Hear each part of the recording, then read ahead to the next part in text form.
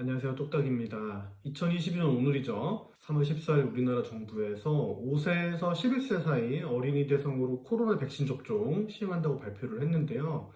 접종 방법과 세계적인 추세 그리고 제 생각을 말씀드려 볼게요.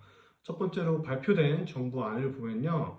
화이자 백신으로 결정이 됐어요. 백신은 화이자 백신이고 8주 간격으로, 그러니까 두 달이죠. 두 달 간격으로 2회 접종을 계획을 했습니다. 5세에서 11세 사이 연령대에게는 일반 접종량의 3분의 1, 그러니까 10마이크로그램을 회당 주사를 하게 되는데요. 이것은 미국에서 시행한 5세에서 11세 사이의 백신 접종량과 똑같아요. 사실 이 방식으로 접종을 했을 때 오미크론과 같은 변이에 큰 효과를 보이지 못한다고 밝힌 논문 소개해드린 적이 있는데요. 델타 때까지만 해도 90%에 달했던 백신 효과가 오미크론이 등장하니까 11%까지 크게 떨어졌다고 밝혔던 논문이에요. 어제 올렸던 플로리다주 의무총괄 조셉 라더포 박사가 이 논문을 근거로 건강한 어린이들에게 백신을 권하지 않는다라는 발표를 했다고 말씀을 드렸었는데요. 논문의 말미에는 그럼에도 불구하고 효과가 크게 없음에도 불구하고 병원에 입원하는 중증의 환자는 백신 미접종자이기 때문에 병원에 입원하는 어린이의 대다수는 백신 미접종자이기 때문에 접종을 권한다고 마무리 지었다고 말씀드렸어요. 저도 10살짜리 딸을 가진 아빠 입장에서 참 난감한 상황이거든요. 와이프한테 오늘 물어봤어요. 저기 딸내미 접종을 시켜야 되냐 했더니 와이프는 펄쩍 뛰죠. 최근에 그리고 코로나 앓고 지나갔기 때문에 굳이 그걸 해야 되느냐, 접종을 해야 되느냐, 참 난감한 가치 판단을 해야 되는데요. 이게 또 다른 변이를 생각을 해서 또 다른 변이에 의해서 감염이 되면 이것을 방지하기 위해서 할 수 있는 방법은 백신 뿐이잖아요. 그런데 심근염이라든지 심낭염이라든지 혈전증이라든지 또 알려지지 않은 부작용을 겪으면 어떡하나 이런 생각들로 이게 머리가 어지러운 거예요. 그리고 한편으로는 의사 입장에서 백신 미접종하신 분들 폐렴 환자를 보게 되거든요.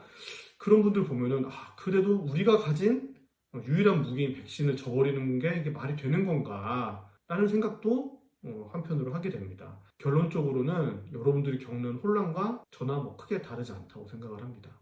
일단은 접종량이 10마이크로그램 이외이기 때문에 30마이크로그램 이상에서 접종을 했을 때 관찰되는 심근염 증상은 거의 보고되지 않았다고 해요. 그리고 미국은 5세에서 11세 애들한테 작년 말부터 접종을 시작을 했어요. 11월 달인가부터 시작을 했고요. 영국, 일본에서도 3월 달에 도입을 고려 중인 것으로 알고 있어요. 5세에서 11세 접종을. 하지만 10마이크로그램으로 줄여서 백신 접종했을 때 앞서 말씀드렸던 오미크론에 대한 효과가 크지 않았다는 논문을 확인한 순간 이게 또 다른 변이에 효과가 있겠느냐라고 하는 거는 그때 또 연구를 해봐야 되겠지만 사실 지금으로서는 미지수죠. 있을지 없을지. 그래서 지금 솔직한 제 생각을 말씀드리면 앞으로 나올 임상 논문을 조금 더 관찰하고 확인한 후에 접근을 해야 되지 않나.